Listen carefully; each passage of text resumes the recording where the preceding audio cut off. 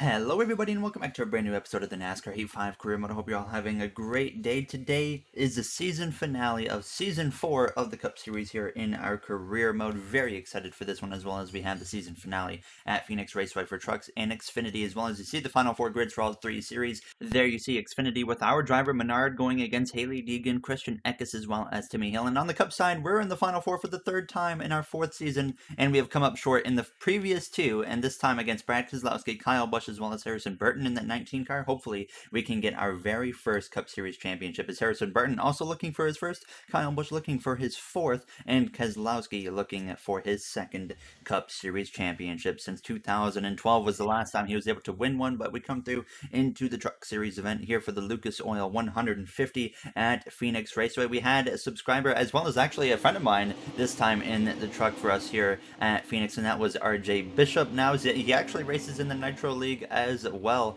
as you see the running order, the stories of the race for this upcoming race here in Phoenix Raceway. So there was one problem. Phoenix hasn't really treated us nicely in the past. We've had a championship here before, but we've also had some rough races here before, and we did not have a very good qualifying effort, so it was already not looking to be in our favor here in the Truck Series right now, as it was looking like Grant Enfinger probably was going to have the best chance to win this championship. And it got off to a rough start here for RJ now, as he was forced 3 wide for a brief moment there. Max Gutierrez just behind him, who is another Final Four driver, off to a really poor start in this race now. But there was just no speed in this truck for us here today at Phoenix now, as we came through out of turns 4, trying to make some moves up the inside of that 99 of Ben Rhodes. You see RJ cut down to that dog leg, just trying to get any ground he can, but the truck just had nothing in it here today at Phoenix Raceway, so it was already looking like that our chances of a championship were written off, and unfortunately that's exactly what would end up happening. Some contact late with Jordan Anderson, but we gained nothing throughout this race. Now we just fell down the order as we came through, now approaching the final lap here in the Truck Series season, and it was Grant Enfinger out in front looking for the championship as we went down into turns 1 and 2 for the final time here in the Lucas Oil 150 at Phoenix Raceway. So a very disappointing end to the season, quite a bit different from last season when we won so many races, won the championship. This season we won a good bunch of races, not anywhere near what we did last season, and unfortunately we're going to come up short of a championship here in the Truck Series as RJ comes through out of turns 4, and he's going to come through to cross the line just in front of the 8 truck of John Hunter Nemechek to finish in P17. So last season, I remember, we won the Truck Series Championship, we won the Xfinity Series Championship, and then we went into the Cup Series and we ended up coming short. So maybe it's going to be a little bit of a reverse situation where maybe if we lose trucks, we'll go and win Cup. We'll never know, but we'll have to wait and see here today as you see the rest of the finishing order on your screen. So Tanner Gray there towards the bottom, Clay Greenfield, as well as Jason White. But now you see the final 4 grid here in just a second. It was Grant Enfinger with the championship over Max Gutierrez, RJ Bishop for our truck, and as well as Johnny Sauter at the very bottom, as Grant Enfinger won it by quite a bit. There was really nowhere near him in the final 4. So we come through into the Xfinity Series race with Paul Menard behind the wheel, and we are going for the championship with Paul behind the wheel of our car, but we're also going up against drivers like Hailie Deegan, who goes over to the 4 car next season in replacement of the retiring Kevin Harvick. Now, as we're also going against Christian Eckes in the 20 car. I know his future currently is undetermined, but I do know Red Bull has an open seat, and he could very well potentially go to that car. But then, as well as we are going against Timmy Hill and Chip Ganassi Racing for this championship as we would get underway here. And unfortunately, once again, it wasn't the greatest qualifying effort, just like the Truck Series race, and I noticed the same trend right off the bat here in the Xfinity Series races. That car just did not have a lot of speed in it here as it goes 3 wide down this back straightaway with Sam Mayer, who also moves up into the Cup Series next season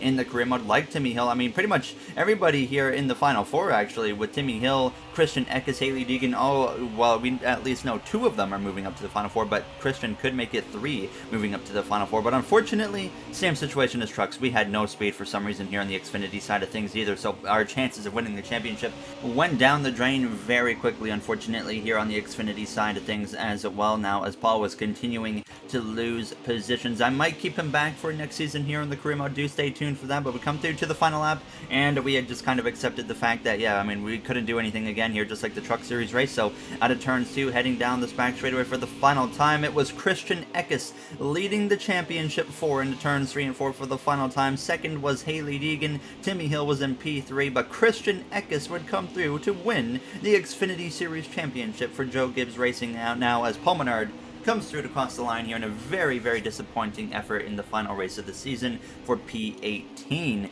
But there you see the rest of the grid. So Deegan and Timmy Hill were outside of the top 10. Christian Eck is the only Final Four driver inside the top 10, finishes 7th. Carl Long was actually up there in the mix, finished like 5th. But unfortunately, we end up down here in P18. So very disappointing, of course, overall, as Jeremy Clements would be on the last position now, as you see that Final Four grid. So now that leaves the Cup Series race for us, going against Kyle Busch, Harrison Burton, as well as Brad Keselowski for potentially our first ever Cup Series championship, as I have the members car back on track here today. Now, we've gained a few members recently here, so thank you all for signing up if you have. I really do appreciate the support now as we come through into qualifying, deciding to show our final qualifying lap as a whole this time, instead of just kind of cutting through the lap, since it is the final race of the season. Now, the goal was to hit a 26.085. Usually when it comes to a track like Phoenix, we're a little bit off that goal, but honestly, if we can qualify top 20, top 15, I think we'll be in pretty decent shape. So we come through out of turn 4, and it felt like a pretty solid lap. Now, coming to the line, it's going to be close. We do hit a 26.174 for the Fan Shield 500 and actually qualify P13. So a pretty solid qualifying effort here for the championship race. Now, as we look through the rest of the order, I was curious to see, was I better or worse than the Final Four drivers? I'm looking through the field. Harrison Burton there is the first Final Four driver in P5. Chastain on pole with the Benedetto up there in second. Jones, Kyle Larson in third and fourth. But we are P2 in the Final Four for qualifying. I'm looking through the rest of the grid. Where are the other two drivers of Kyle Busch and Keselowski? They're all the way down in P27 and P28. So Keselowski and Kyle Busch have a lot of work to do, but the good thing for them is stage 1 and 2 doesn't matter whatsoever in the championship 4 race for the Final Four drivers, so they got some time to work their way forwards. Alright, boys, no matter what happens today, it's been a great season. Of course, we should be the champions, I believe, so I think we can pull it off. We have a good car, I think. 7 wins on the season. I don't see why we can't go make it 8 today. Let's go get it.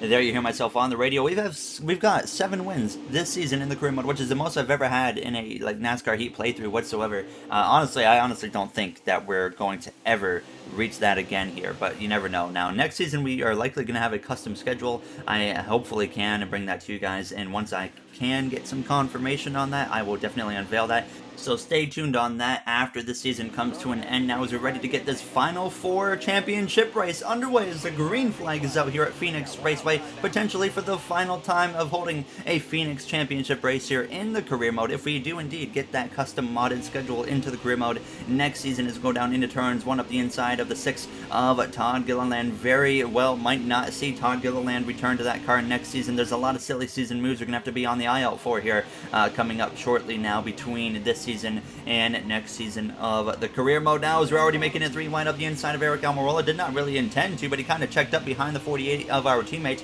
of Alex Bowman. So we already move up inside the top 10. Brad Keselowski, Kyle Busch, they are way behind. They're going to basically have to spend stage 1 and maybe the most of stage 2 trying to just work their way through the traffic to even get to the point that we are already at here now, as we're up the inside of Chase Elliott. Elliott, the only Hendrick driver this season without a victory. Very surprising, like I've mentioned so many times now, and it does not look like right off the bat he's going to be able to get a win here today now. So he's going to have to look for a big rebound season in the next season of the career mode, and if not, I wouldn't be surprised if we maybe see him venture off to a different team potentially. And that's the awesome part about being able to mod this game, is we can create some crazy thing like Chase Elliott wanting to leave Hendrick Motorsports now. As we come through, though, a little bit later on to lap 5, looking to the outside now of the 3 of Austin Dillon, and we were moving our way through the field pretty well now, up to P6 by Harrison Burton. He was up there in the top 4, actually running P3, as Ross Chastain was leading the way in his final race for Chip Ganassi Racing before he moves over to a new team, which I will also announce at a later date. Now, as we go down into turns 1 on lap 11, already past the halfway point here in the stage. Now, there's actually some trouble up ahead for the McLaren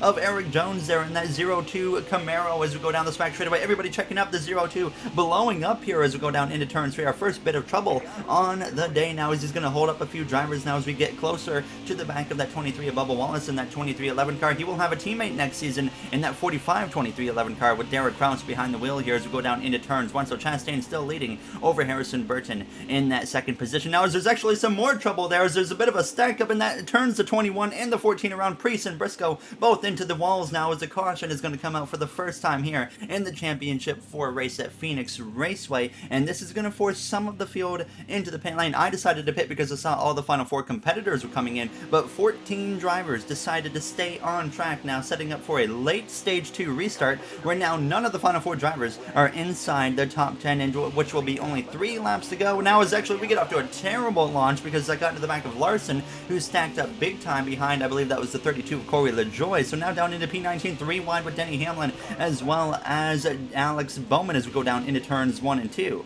Also, do not forget, in this race, Kevin Harvick is obviously in the field today. This is his final race of his Cup Series career in our NASCAR Heat 5 playthrough. So, definitely going to be interesting to see what he can do now as we come through turns 3 and 4. Now up the inside of Harrison Burton, trying to become that lead car in the final 4 before the stage comes to an end. Sure enough, down this front straightaway, we would pass him and get even more aggressive, make it 3 wide here out of turn 2 with Blaney as well as Briscoe, who was just involved in that incident there, bringing out the first caution of the day. But we come through to start the final lap. Harrison Burton was following me through. He was getting aggressive himself, making some 3 wide moves to try and follow me. Cole Custer, Kevin Harvick, currently your top 2. Custer not going to be at SHR next season as we make it 4 wide with the 47, the 5, and the 16 of Stenhouse, Larson, and Haley there for a moment as we go down this back straightaway into turns 3 and 4 for the final time in this first and opening stage. And sure enough, out of turns 4, after a bit of a shake-up with strategy, we're going to come through to cross the line in P10 there for that final stage position, or for points, but obviously we don't really get awarded points here in stage 1 and 2 when you're a part of that final 4. So Harrison Burton, though, the closest final 4 competitor to myself, but everybody that pitted under that last caution, we will be staying out here, and everybody that stayed out under that last caution, well, they will be coming into the pit lane. So we are going to get ready to go green for the start of stage 2 now on the front row alongside our teammate of Kyle Larson. So getting ready to go green for the start of the second stage here. Harrison Burton on row number 2. And of course, for the start of stage 2 for the final time this season, it's time to get amped here in Phoenix.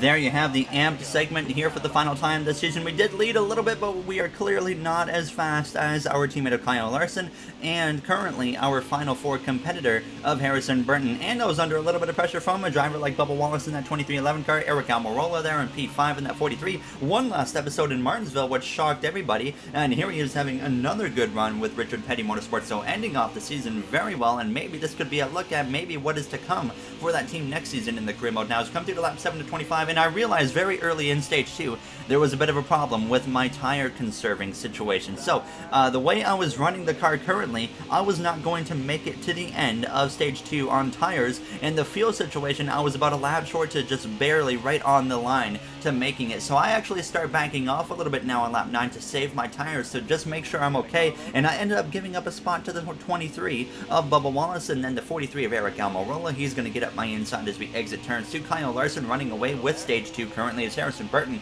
continuing to drive away from myself, and that's really the most concerning part now as we go down into turn 3, getting passed by that 43. So I'm continuing to save my tires, and then I'm realizing, though, as this stage continues to go on, that even at the rate that I'm saving my tires quite a bit, I felt like I was doing a really good job saving them at this point, but I was watching how much I was wearing, specifically the right rear tire, at this rate per lap, and I realized once again I was still not going to make it to the end of stage 2. We were down to 32% on that right rear tire. So I decided, you know what, we're not going to be able to make it to the end of this stage here, I don't think. So Kyle Larson, he's still driving away. I was still trying my best to save tires right till I got to about 20% on that right rear, and I realized 7 laps, now 19%, we're not making it for sure now at this point. So now out of turn 4, Ross Chastain's starting to close up on me, the driver that got pole here with 6 laps to go in stage 2, and I decide right here as we go down into turns 1, TJ Majors says in my ear that Bubba Wallace, he's going to actually come into the pit lane, so I decide right here at the last second, we're going going to pit as well. This made me so much more confident that we were going to probably have a bunch of drivers pit, but now I realize all the drivers that pitted at the end of stage 1, they can actually make it to the end of the stage. So now all of a sudden, we're in a race for a lucky dog position, which could have a huge effect on this Final Four championship battle. So I decided to just do an emergency call, quote unquote, of just 2 tires instead of 4, and I knew everybody else was going to take 4 tires, but my only chance to be in that lucky dog position is to take 2 tires here and cycle out into that lucky dog spot. And sure enough, Kyle Larson comes out of the pit lane. He took 4 tires, I took 2. With a few laps to go in stage 2, we are a lap down, but now in the lucky dog position, and Kyle Larson was closing in on me very fast now as Eric Almirola leads the way as we come through out of turns 4 to start the final lap in stage 2. And now it's all about holding off that 5 car of Kyle Larson, so that way we do not be getting forced into taking the wave around at the start of stage 3, which would mean that we would have to pit quite a bit earlier than some other drivers now as we come through out of turns 2 down this back straightaway for the final time, doing everything I can to make sure that 5 car of Larson does not pass us as we go down into turns 3 and 4. Eric Almirola wins stage 2, we exit turn 4, and sure enough, we hold off Kyle Larson and get that lucky dog position as we cross the line for P19.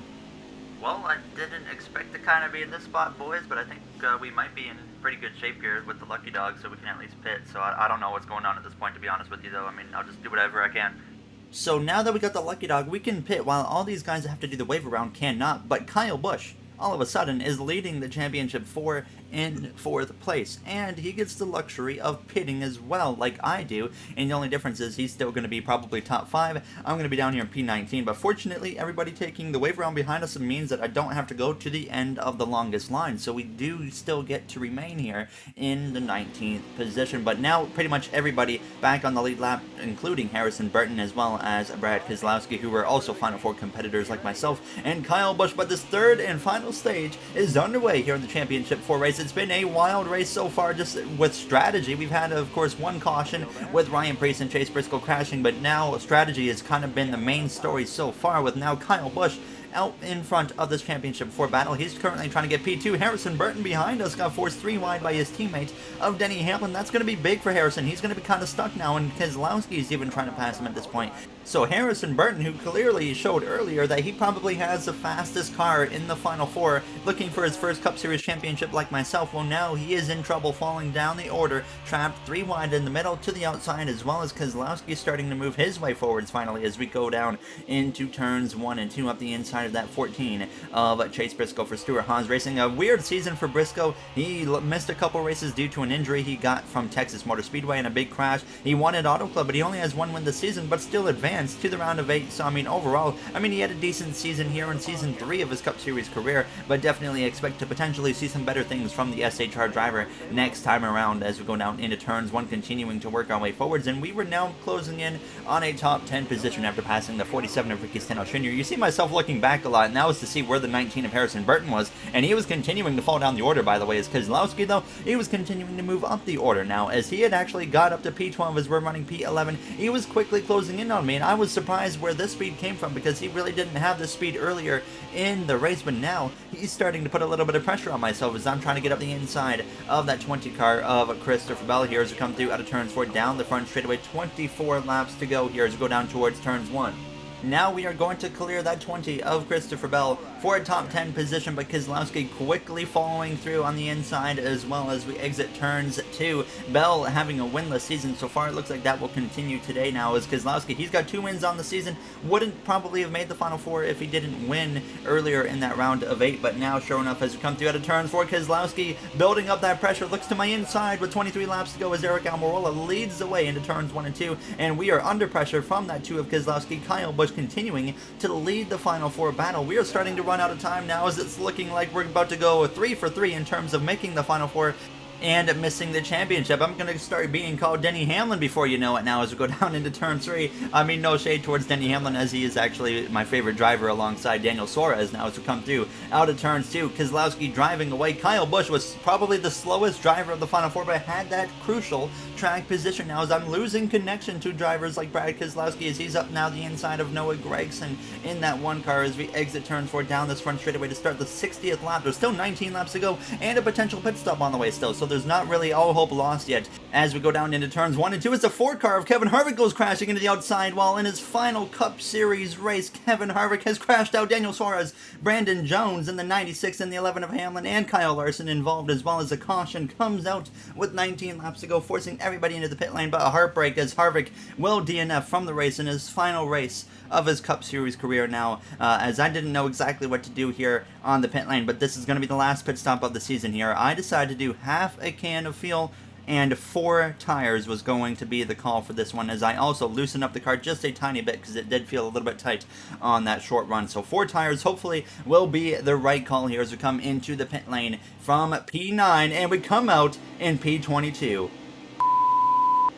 There, you heard it on the radio, dropping 13 positions now into P22 for what could be the final restart of the day. Keselowski, Kyle Busch way ahead, and Harrison Burton actually on the row behind me. There's a bit of a stack up though. We force it 4 wide through the dogleg, having to be aggressive now at this point as we've potentially thrown it away on the pit lane as we go down into turns 1. But now that move right there could bring us back into striking distance here as we come through out of turns 2 to the back of the 11 of Hamlin and Kyle Larson. I'm not wasting any time at this point now. We lunge up the inside 3 wide as we go down into turns 3. We now know though we have a 4 fresh tire advantage compared to Keselowski and Kyle Busch, who have 2 tires that are fresh now. And sure enough, that restart was going to be crucial right there, because now there's only 1 car between myself and Keselowski, and that's Christopher Bell in the 20, and we're already up the inside of him, passing him. So now the kind of concerns died off a little bit now, knowing we still have a chance. And that checkup, I believe from the 42 of Chastain it was, really just got us back in this race now, as we sure enough run down drivers like Daniel Suarez, who will be driving for my Cup Series team at GOWEN Racing next season in the career mode in that 77 car.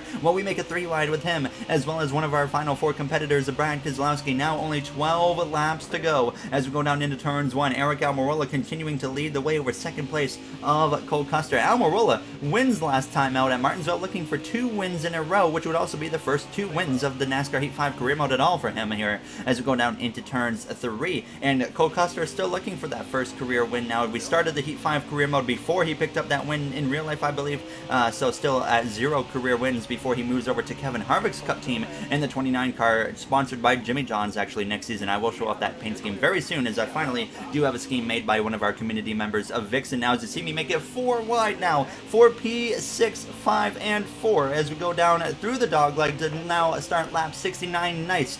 10 laps to go on the season here as we go down into turns 1, and we clear the 8 of Reddick, move up into P5 now to the back of the 33 of Austin Cindric. Now we would look to the inside of him on the end of the 69th lap. Kyle Busch has been in control of that final 4 championship for the whole 3rd stage. Now there's a little bit of contact with the 33 of Cindric as we go down into turns 1. Now he's going to go for a little bit of a slide there, and Keselowski actually runs into the back of him, gets a little bit of contact into that, but they all keep it going in the right direction. Now to the back within a car length of Kyle Busch down the back straightaway into turn 3 in the final 10 laps of the season, looking for a first championship trouble though. Daniel Suarez goes crashing hard into the outside wall into turn 3. Ryan Preece involved as well, and the caution will come out on the 70th lap of this race, and Daniel Suarez, a huge hit there to the outside wall. Our future driver brings out potentially the last caution of the day, and all of a sudden myself, Kyle Busch line up side by side for the championship battle on row number 2 now, as we really haven't been in position all day to really go for a championship, but here we are in what could be the final restart